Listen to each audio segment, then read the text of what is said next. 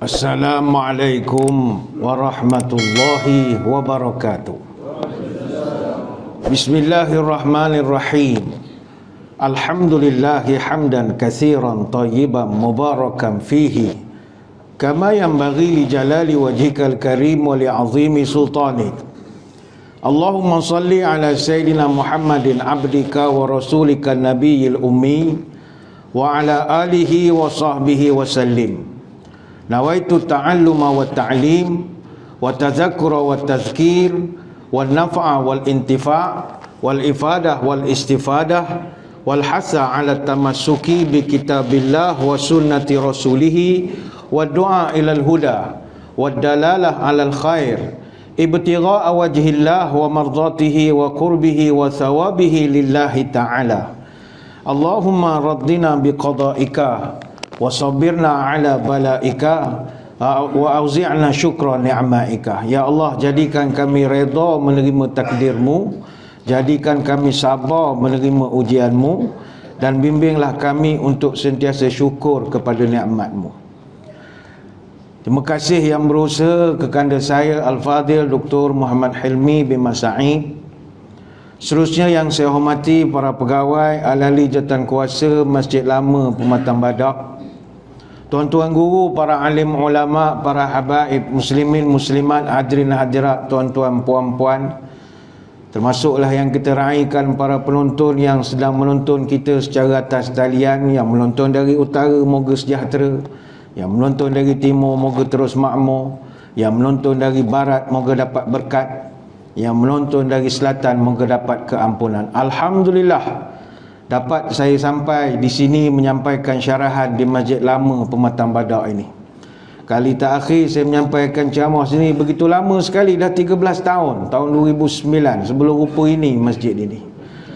Hadirin hadirat sekalian, esok insya-Allah kita akan melalui satu proses yang dipanggil intikhabat tasyri'iyah ataupun pemilihan legislatif. Orang kita panggil pilihan raya, di Indonesia panggil pemilihan umum atau pemilu.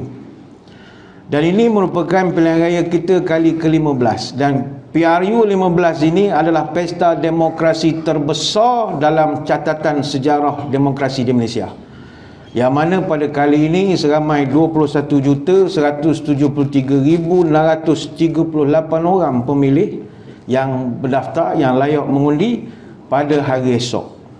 Daripada jumlah itu, 20,905,366 orang adalah pengundi biasa macam kita. 146,737 adalah anggota tentera dan pasangan. 118,794 anggota polis dan pasangan. Dan ada 2,741 pengundi tidak hadir yang ada di luar negara. Angka ini termasuklah juga 1.4 juta pengundi berumur 18 sampai 20 yang bakal turun mengundi buat pertama kali. Dan pada kali ini 39 parti layak bertanding dalam PRU ke-15, sekaligus menunjukkan peningkatan yang ketara berbanding PRU yang ke-14. Dan seramai 1,386 orang calon disahkan layak bertanding bagi kursi parlimen dan Dewan Undangan Negeri. Dah tak ada dah super dulu menang tanpa bertanding, tak ada dah. Habis dulu ada boleh menang tanpa bertanding, sekarang tak ada, lawan lawan punya. Dan PRU 15 ini menyaksikan ada 6 parti gabungan. Berbanding tahun-tahun yang lepas, mereka sedang berusaha nak meraih sokongan undi. Barisan Nasional, Perikatan Nasional, Gabungan Parti Sarawak, Gabungan Rakyat Sarawak, Pakatan Harapan dan juga Gerakan Tanah Air. Dan ada kawasan memiliki calon kadang ramai sampai kita pun jadi pening. Sebagai contoh, ada satu kawasan parlimen di wilayah kawasan Batu, 10 calon. Ampang 9 calon, bayangkanlah. Dan selain 222 kursi parlimen yang dipertandingkan, PRU kali ini juga adalah untuk 116 kursi DUN di Perlis, Pahang dan Perak. Negeri-negeri lain dia nak buat pilihan raya sekali lagi. Saya bawakan senario ini sebagai nak menunjukkan ini adalah pesta demokrasi.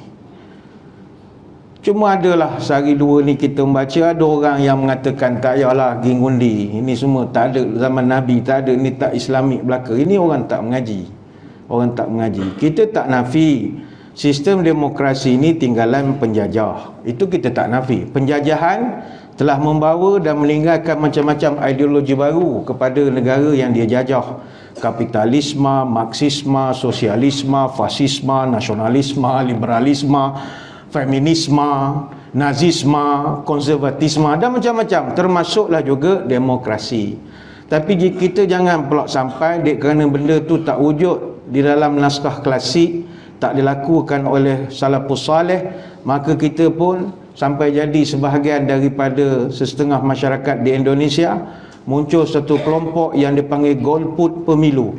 Golput ni golongan putih yang sabotaj pemilu atas dasar syariat. Barang perlu kita ingat, kalau kita tidak masuk campur, maka orang lain akan menguasai. Dan kaedah fiqh, kaedah usul fiqh ada mengajarkan ma la yudriku kulluh la yutrak julluh ataupun kulluh. Kalau kita tak dapat buat semua yang kita hendak, jangan buang semua. Bila kita buang semua, maka orang lain akan mengambil kesempatan. Apatah lagi, proses ini adalah untuk memilih orang yang membuat dasar pentadbiran. Ma la yatimul wajib illa bihi fahuwa wajib. Ini kaedah fiqh. Perkara yang menjadi penyempurna kepada perkara-perkara wajib, maka hukumnya wajib juga. Dan ini saya tidaklah perlu perjelaskan, dah beberapa kali khutbah tiap-tiap minggu telah diperingatkan bahawa kita tak ada masalah dalam soal untuk mengundi ini. Dan barang perlu diingat, memilih pemimpin adalah sebahagian daripada urusan agama yang sangat penting. Islam dia tidak kenal sekularisme, dia tak kenal nak misahkan antara agama dunia dengan akhirat, tidak ada pemisahan. Sebab itu agama Islam takkan dapat dilaksanakan seutuhnya tanpa kuasa. Al-Quran tanpa sultan, itu sultan maknanya kekuasaan, tidak dapat membawa kepada realisasi nilai-nilai hukum hakam seluruhnya dalam kehidupan. Sebab kata Imam Al-Ghazali, ad-dinu usun wa sultanun harisun wa ma ussalahu famahdum wa ma la harisalahu fada'i'. Kata Imam Al-Ghazali dalam kitab Al-Iqtisad fil I'tiqad, agama adalah asas, pemimpin adalah pengawal agama. Apa yang tidak ada asas, dia boleh runtuh. Dan apa yang tidak ada pengawal, benda itu hilang. Sebab itu tidak keterlaluan kita katakan di kalangan para nabi sendiri, ramai yang menyandang kedudukan sebagai nabi dan sekaligus sebagai pemimpin yang berkuasa. Sebagai contoh, Nabi Sulaiman AS, Allah rekodkan dalam Quran doa dia kepada Allah, Rabbighfirli wa habli mulkan la yanbaghi li ahadim min ba'di innaka antal wahhab. Nabi Sulaiman berdoa, Allah rekod dalam surah Sad ayat 38, wahai Tuhan, maafkan saya, anugerahkanlah saya satu kerajaan yang takkan dimiliki oleh sesiapa pun selepas saya. Ini doa ini ayat Quran. Saya selalu pesan pada yang berhormat framekan ayat ni, taruh di pejabat. Doa kepada Allah bila berkuasa nanti, kuasa yang takkan ada orang boleh challenge. Baru tak ada orang melompat sana melompat sini. Ini doa Nabi Sulaiman. Doa Nabi Sulaiman. Kekuasaan yang tak ada orang boleh miliki selepas pada aku. Doa Nabi Sulaiman. Sebab itu dalam Quran banyak kita jumpa istilah yang membawa makna pemimpin. Sebagai contoh kalimat imam, surah Al-Baqarah ayat 124. Imam tu pemimpin lah. Begitu juga dalam surah Baqarah ayat 30, Allah tunjukkan kalimat khalifah, pemimpin juga. Dalam surah Al-A'raf ayat 3 ada kalimat malik, malik raja, pemimpin juga. Dalam surah An-Nisa ayat 59 dia gunakan kalimat ulil amri ataupun amir, pemimpin juga. Bahkan dalam surah An-Nisa ayat 144 ada kalimat sultan. Maka pemimpin, pemilihan pemimpin bukan benda yang tak ada kena-mengena agama. Tuan kata tak payahlah sibuk-sibuk hari esok kita pergi berdakwah sudah. Tak boleh gitu. Ini tidak betul.